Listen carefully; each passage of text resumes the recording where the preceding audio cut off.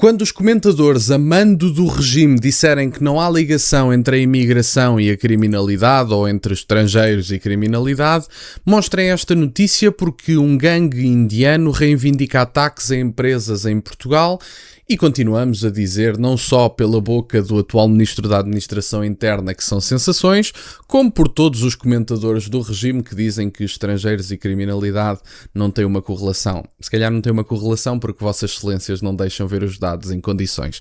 Vamos ver esta notícia e fazer uns comentários. Ora, como eu dizia, gangue indiano reivindica ataques a empresas em Portugal. Vários ataques armados e atos de vandalismo contra empresas em Portugal estão a ser atribuídos a um grupo criminoso indiano num caso que levanta alertas sobre a possível atuação de redes internacionais em território nacional. E tem aqui, basicamente, um grupo criminoso de origem indiana terá assumido a autoria de vários ataques a empresas em Portugal, segundo a informação avançada pelo semanário Tal e Qual. Os episódios, que incluem atos de vandalismo, disparos contra estabelecimentos comerciais e ameaças dirigidas a empresários, estão a ser investigados pelas autoridades portuguesas. Mas depois vão para as televisões portuguesas a dizer, veja-se bem, vejam as contribuições maravilhosas para a segurança social dos estrangeiros. São 5 vezes aquilo que recebem.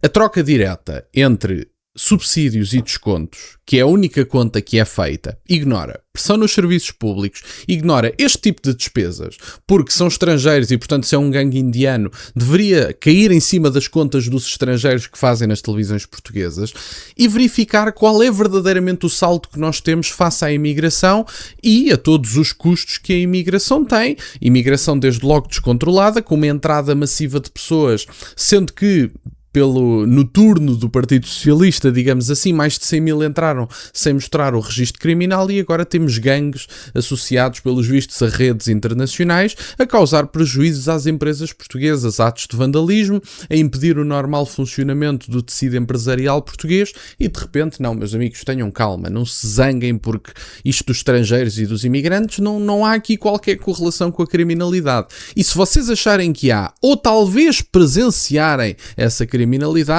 serão essencialmente sensações, porque vocês se calhar beberam um bocadinho mais ao almoço e viram coisas que na verdade não estavam lá. Os casos terão ocorrido em diferentes zonas do país, nomeadamente em Almeirim, Odivelas e na região de Lisboa. Num dos episódios foi divulgado nas redes sociais um vídeo em que indivíduos associados ao grupo reivindicam a ação e fazem acusações, contra os proprietários dos negócios, alegando exploração laboral e envolvimento em atividades ilícitas. Portanto, por causa do centro político português, nós tivemos a entrada destas pessoas. Evidentemente que são exploradas à fartazana, perdoem-me a expressão, porque foi este o sistema migratório implementado pelo grande consenso social-democrata, socialista, mesmo democrata-cristão, porque não podemos esquecer-nos de quem é que foram os principais responsáveis, por exemplo, no Reino Unido, não podemos dizer que eram socialistas, não é? Os principais responsáveis que estiveram lá durante muito tempo, nós todos sabemos quem é que são. E, portanto, desse ponto de vista, este grande consenso de centro-direita ou centro-esquerda teve a responsabilidade direta, exclusiva politicamente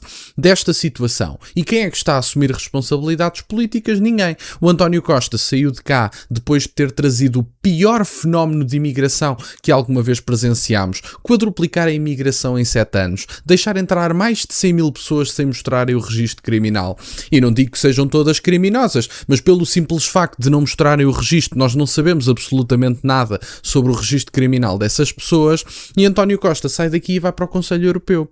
E, portanto, é promovido porque, aparentemente, um homem que nem sequer serviu para governar um dos países mais pequenos da União Europeia, de repente serve para o Conselho Europeu. E, evidentemente, que isto me leva a colocar novamente e consistentemente, como o faço já há meses, talvez anos, a colocar em causa as instituições europeias. Então, mas esta gente que tem um poder direto na atuação política a nível dos Estados-membros, que têm um papel de relevância extrema dentro das instituições europeias, a recompensa que têm por destruírem um dos países mais pequenos da União Europeia é serem nomeados para o Conselho Europeu. E quem é que votou na Ursula von der Leyen, por exemplo, que impôs muitas destas situações de imigração, que bem sei que depois foi incorporado pelos partidos de centro na legislação nacional, mas foi imposto em última instância e continua a ser. Aliás, basta ver as multas que a Hungria está a pagar neste momento por não querer receber um determinado número de imigrantes. E depois admirem-se, votam-nos do costume e vão ter os resultados do costume. As autoridades admitem a hipótese de se tratar de situações de extorsão em que ameaças e acusações públicas são utilizadas como forma de pressão sobre os empresários. A investigação está a cargo da Polícia Judiciária em articulação com outras entidades competentes. De acordo com a mesma fonte, o nome do grupo surge associado a Lawrence Bishnoi, acho que é assim que se diz, figura referenciada no contexto do crime organizado na Índia. Apesar de se encontrar detido naquele país, as autoridades internacionais consideram que a rede poderá manter atividade através de intermediários com eventual influência fora do território indiano. A Polícia Judiciária mantém várias linhas de investigação em curso, procurando apurar a origem das ameaças e a eventual ligação entre os diferentes episódios e o grau de organização dos suspeitos envolvidos. Tem graça que seja a Polícia Judiciária a investigar este caso em concreto, levando em consideração que Luís Neves, que acaba de sair de diretor da Polícia Judiciária, insiste consistentemente ao longo dos últimos anos que a imigração e a criminalidade, ou as fronteiras abertas e a criminalidade, porque ele diz muito convenientemente para martelar mais um bocadinho os dados que por si só já são martelados, um imigrante não é ou seja, um estrangeiro em território nacional não é obrigatoriamente um imigrante. Não me interessa. Who cares? Na verdade, quem é que quer saber disso? Não me interessa se ele tem o estatuto de imigrante, de refugiado, do raio que o parta. Sei é que entrou em Portugal, recebeu a hospitalidade dos portugueses, permitimos a entrada dessa pessoa e essa pessoa, seja porque entrou para fazer turismo, seja porque tenha vindo à procura de uma oportunidade enquanto imigrante económico, seja porque esteja a fugir de uma guerra do seu país com o estatuto de refugiado, partindo do pressuposto que todos os estatutos de refugiado são reais, porque temos muitos refugiados de Marrocos. Em Marrocos não há, obviamente, uma guerra, não há razão para haver refugiados de Marrocos, e de repente diz o Luís Neves, não, mas isto não são os imigrantes, podem ser estrangeiros no geral. Ninguém quer saber. Eu sei é que entrou criminalidade que nós não tínhamos e continua a entrar, e continua a utilizar o Global Peace Index para dizer que somos muito seguros, quando na verdade uma das variáveis, e eu falei disto ontem, uma das variáveis presentes no Global Peace Index é a intervenção de missões de paz da ONU e nós estarmos ou não mais presentes nessas missões de paz. O que é que isso diz sobre as violações em Portugal?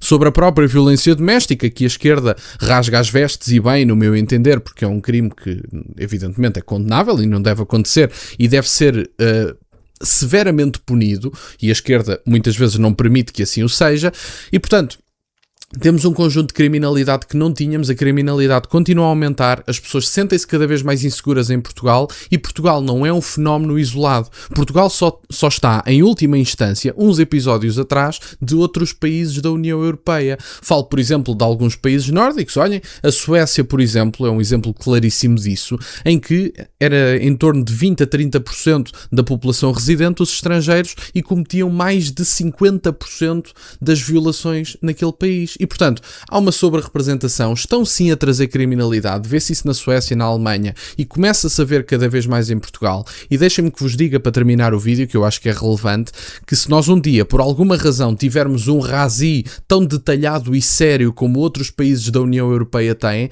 talvez a esquerda portuguesa perca os argumentos que tem sobre não haver correlação entre a presença de estrangeiros e a criminalidade. Talvez haja uma surpresa, mas só vai ficar surpreendido quem tenta ver a realidade única e exclusivamente através de números. A realidade às vezes não está plasmada nos dados. Era isto que eu tinha para partilhar. Obrigado por estarem desse lado. Deixem o gosto e subscrevam. Têm as redes sociais do MBWay na descrição, por acaso de quererem fazer alguma doação. E nunca se esqueçam, meus caros, questionem tudo. Até à próxima.